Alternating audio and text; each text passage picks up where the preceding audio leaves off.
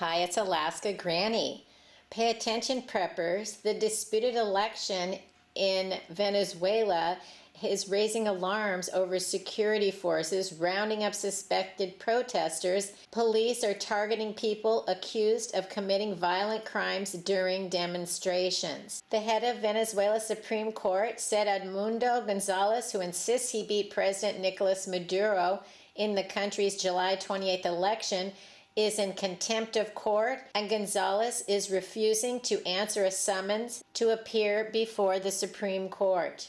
Venezuela's electoral authority, which the opposition accuses of being biased towards Maduro, declared Maduro the winner of the election early and has never produced the voting tally. You can see that people are outraged. There's a terrible amount of unrest. It's very dangerous in Venezuela at this time. And we can only take this as what could possibly be in our future. We have seen years of turmoil in Venezuela, and we have also seen an increase in unrest, turmoil, and violence in America. The last thing I ever try to do is be an alarmist. I try to be a realist. What really are the risks? We can see in our own country, not anywhere near to the extent of Venezuela, but the political rhetoric is just so negative, and people are being so cruel to each other. Nobody is respecting that other people are entitled to have their own opinion. It seems to be that if you don't believe what I believe, you're just wrong, you're not worthy of respect. We didn't used to be that way in our country. We could have political differences, we could have religious differences, we could have lifestyle differences, and it was always a live and let live. You can choose for yourself, I can choose for myself, and we can live peacefully together. But that doesn't seem to be how people believe anymore. We could be facing a time when it would be too dangerous to go out. And so something I'm doing is trying to make sure that I have plenty of simple food in my home. Canned food, packaged food, that I don't need to go to the grocery store. I want to make sure that I have at least a month's supply of easy to prepare breakfast, lunch, dinner, and snacks. I also want to make sure that I have plenty of bottled water, and I have some large containers that I also store water and ways to filter water. I have an emergency camping stove. I've even had the power go out, and yes, I have a gas stove in my home, and it still works.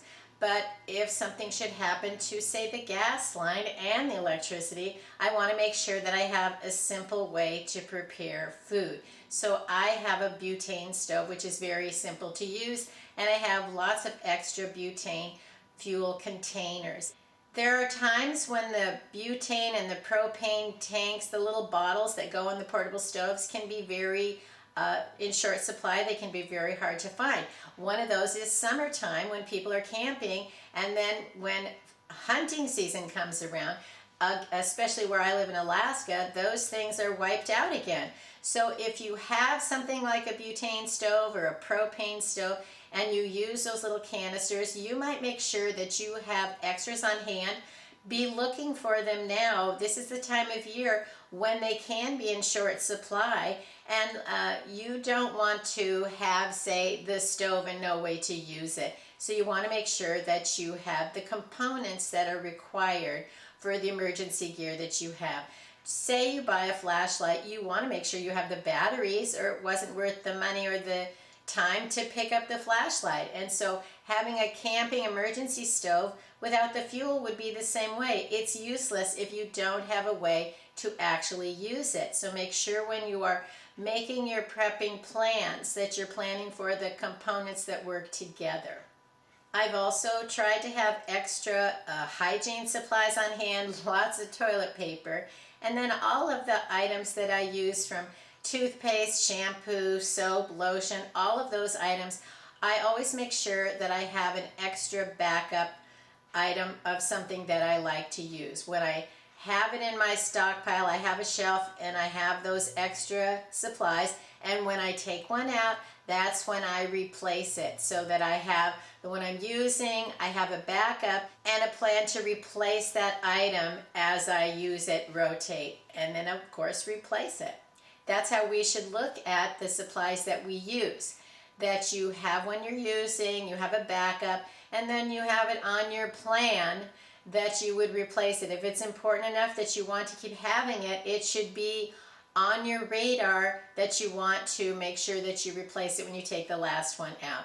There's nothing worse than you've used the last square of toilet paper and you reach up in your cabinet and there is no backup toilet paper roll. That's just heartbreaking. That shouldn't happen, that you have not the things you need when it's so simple to have a few extras on hand. And so that's how I've tried to live my life for decades, and it's helped my life run smoothly. Does it mean I've never faced challenges, heartache, hardships? No, it doesn't mean that, but it has helped my life run smoother when I did have emergencies and I did have loss in my life, that I still was able on a day-to-day basis to just get up, have something to eat, get clean, get dressed, and then get going. And that's what we want to do. We want to, as preppers, it's lifestyle insurance.